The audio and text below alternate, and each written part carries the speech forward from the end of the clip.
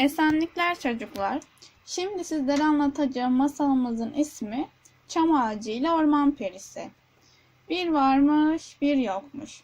Evvel zaman içinde, kalbur saman içinde, deve tellal iken, pire berber iken, ben dayımın beşiğini tıngır mıngır sallar iken.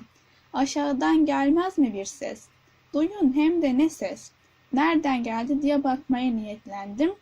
100 ayak merdiveni bir çırpıda atladım. Vardım aşağıya ama bir de ne göreyim, neye bakayım? Bakmaz olaydım da keşke görmez olaydım. Aşağıda var bir sürü kalabalık. Hepsi birbirinden ayık. Vardım kalabalığın yanına. Dedim onlara, nereye gidiyorsunuz böyle? Biri çıktı, dedi ki, masal dinlemeye. Kim anlatır ki bu masalı dememe kalmadı. Bir peri aldı beni kanadına.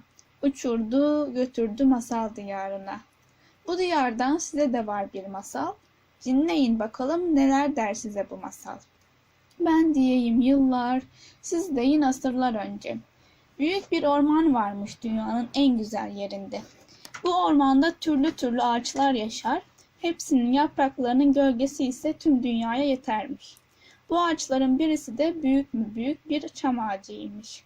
Hani şu dikenli yaprakları olan ve mis gibi kokan çam ağaçları var ya, işte ondanmış. Ama bu çam ağacı o kadar mutsuz, o kadar keyifsizmiş ki içinden düşünür de dururmuş. Öteki ağaçların ne güzel yaprakları var, kocaman kocaman. Ama bir de benimkilere bak, diken diken. Ne kuşlar konuyor benim yapraklarıma, ne de insanlar iltifatlar ediyor.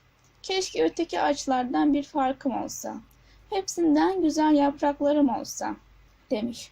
Günlerden bir gün orman perisi, bütün ormanı gezerken çam ağacının kendi kendine konuştuğunu duymuş.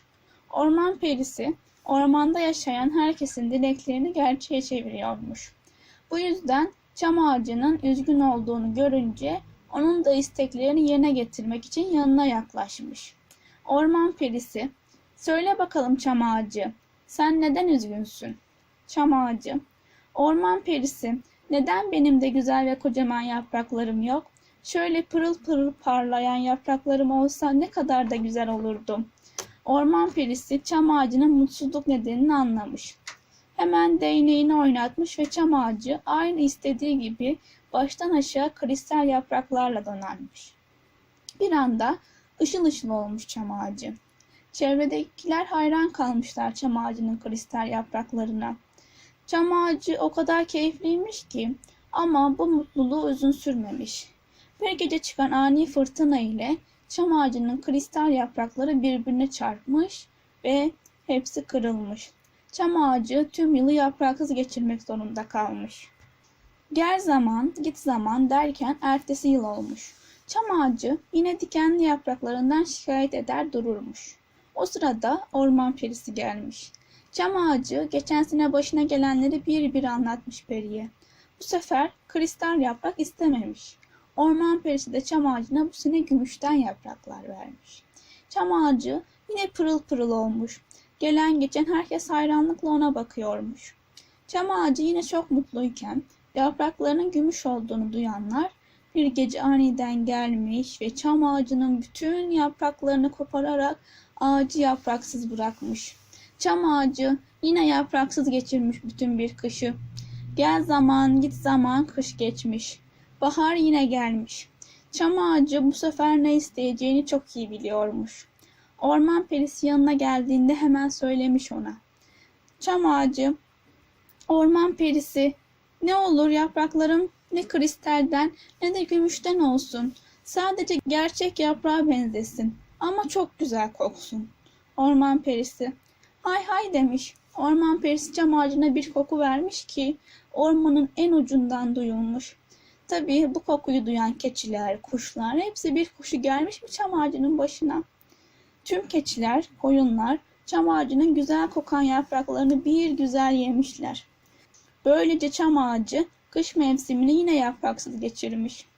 Gel zaman, git zaman, çam ağacı artık ne gösteriş istiyormuş ne de güzel yapraklar. Sadece kendi yapraklarını geri istiyormuş. Orman perisi geldiğinde ona yalvarmış. Çam ağacı, orman perisi, ben ne güzel gözüken yaprak isterim senden, ne de güzel kokan yaprak. Yine diken diken olsun ama yeter ki üstümde dursun demiş. Orman perisi sihirli değneğiyle çam ağacının eski dikenli yapraklarını geri vermiş. Sevgili çocuklar, işte çam ağacının dikenli yapraklarının masalı budur. Çam ağacı gösterişten vazgeçince her kış mevsimini yaprakları ile geçirmeyi başarmış.